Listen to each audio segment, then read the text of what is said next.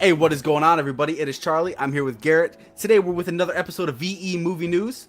Today, we're talking about the Morbius first trailer is out. We're going to be talking a little bit about it, getting a hot review. Garrett, real quick, just initial thoughts. What was your first impression after watching this trailer? Definitely a darker movie than I thought they were going to be going for. Seeing how the tones of Venom the mixed tones in Venom have kind of confused people, before. But at the same time, they got to go with what they believe works. So I have no problem with the tone. I did think some of the shots were a little dark. It does have a dark vibe, definitely.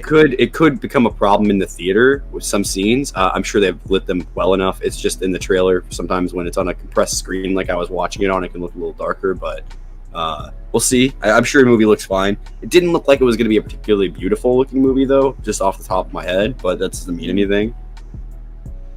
For sure. But I got that vibe about Venom, too, so. Hey, that's true. Venom did have a lot of dark scenes, like just in terms of lighting and all that. Mm-hmm. But it helps set the tone of the movie, so I agree with that decision. Going into the trailer, I wasn't like, thinking like, oh, this is going to be, I'm super excited. Like, going into the trailer, I didn't know much about Morbius, and I all I knew was like Jared Leto was playing him. To be honest, that's kind of all I knew about Morbius. And I would say, after this trailer, it did raise my excitement level, and I feel like that's the goal of a trailer, is to kind of raise your ticker, raise it up. So, all right, we got some podcat in the video. Yeah, exactly. She's going nuts over here. Look Cat at her hopping in, enjoying the show. All right, welcome to the show, Cat. How's it going, bud? Anyway, I think in general, I want to say, I think Morbius, like when we get that shot of him at the end, like in his vampire, I think he looked good, and I think he needs to look good, and they needed to, because if he came out and he looked corny, it was gonna, people would immediately be memeing it. It'd like kill people's hype level. But the fact that he looked good, I think it's kind of like when we first saw Venom. Your first reaction to Venom, you're like, damn, okay, he looks good. Oh yeah. And I think that's very important for them to nail that. And from what I've seen, they've nailed it so far. And it's unfortunate because they do kind of have to give away the full look of the character in the trailer to draw you in more, which is a side effect of them not having a super successful, Sony produced movie so far. But and I liked something I thought was interesting was at the beginning of the trailer they mentioned the company that brought you, I think, the first Spider-Man, and then Spider-Man Far From Home or something like that was what they went with. It was really interesting. And then Venom or something like that. Yep. And I was like, wow, that's fascinating that they went with those three movies to sell this movie. It's a very fascinating way. Pulling back some old stuff from the 2000s, Yeah. And let's talk about what everyone's what their minds are on about after this. So we see Michael Keaton as Vulture. We see him in the prison gear.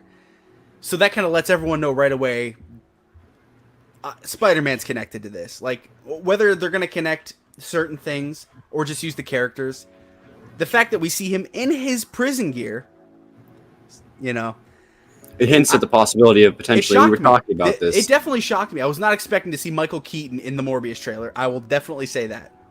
I'll just say, we were talking about it, before we started this video. This could be a hint that maybe we'll see Tom Holland in some sort of cameo role like that was hinted at for Venom 1. He was allegedly on set for Venom 1. I don't know if that was ever confirmed or denied, but it would make sense that he was at least there because he's Sony's Spider-Man. So, and if they're trying to build their Sinister Six, I mean, Morbius might end up being in that. That might be. Yeah, that's the thing. Everyone looks at the comic book Sinister Six, and there's been built for different groups over the years. They could just slot anybody in that they want that they bring into this universe. And then Carnage could be a part of it. It just depends. Yeah. All depends on how they decide to go about things. Our other snapshot that's got a lot of people talking is when we see Jared Leto's character walking down the street and there's a poster of Spider-Man and it says murderer on it.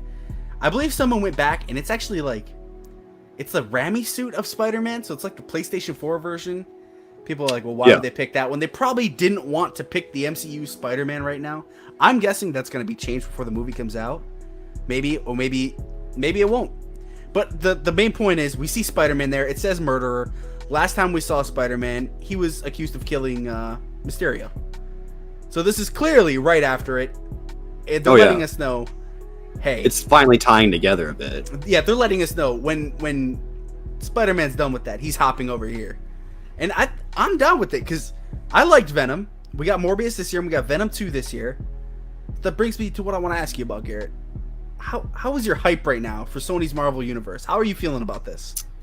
It's about the same hype level it was before Venom came out. You know, I'm interested to see what they do with this properties that they acquired from Marvel all those years ago, and see what if they can actually make it work where Universal and other companies have failed and are dependent upon Marvel to even have their characters in movies. So, you know, and I think honestly, I wouldn't be surprised if they decide to take Spider-Man, if you'd see them trying to, you know, convince Universal to give them the Hulk just as an owned character so they can keep pulling Ruffalo or maybe potentially somebody else back out in the future. I mean, you see what's happening with the MCU now. They're having to pull some pretty deep cuts now to get some new characters. So, you know, and going to things like doing pre-time where the current MCU is taking place with stuff like Black Widow, because their properties are starting to become limited with the actors pulling out after some of these bigger movies, you know? Yeah. So, but I would say like I said, I'm very interested. I don't think I would say I'm particularly hyped for this, but I definitely, you know, after seeing that trailer, it's a little more hyped for me, and I'm really interested to see what these movies turn out to be. I would say I'm definitely more hyped for Venom 2 than I am for Morbius at this point, though. Agreed. Oh yeah, I was a person, I really enjoyed Venom. So, and the fact that we have Andy Serkis with Venom 2, and Tom Hardy's taking more of a producer role almost. You know, hey, so we know that they're gonna have Morbius, they're gonna have all the Venom. It's rumored that they were I shouldn't say rumored, I should use the correct term here, that they have hired people to write a screenplay for Kraven the Hunter. So that's another character that they want in this universe. I think the fact that they're gonna have Spider-Man and Venom's gonna be on his second movie, it's not gonna be. The fact that Venom gets a sequel is huge for Sony.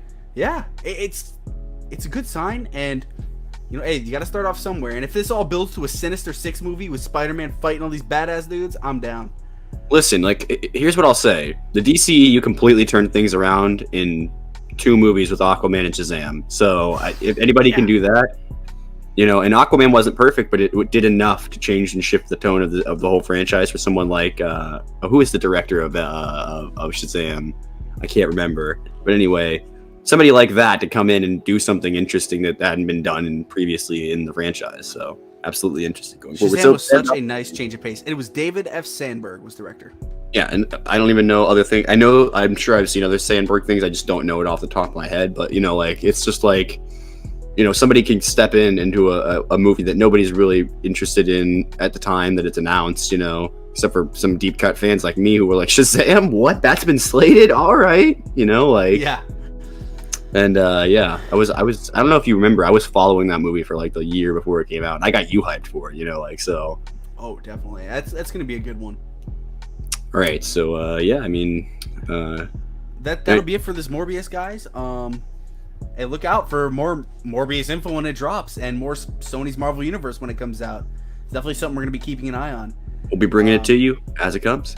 Yeah, make sure to like, comment, let us know what your Morbius hype level is right now. What's the Sony Marvel Universe looking like for you? Are you excited about it? Are you pissed that Spider-Man's joining it? Did you hate Venom, or did you love it? Who knows? Hey, make sure to hit that bell so you know when we go live or when we post a video.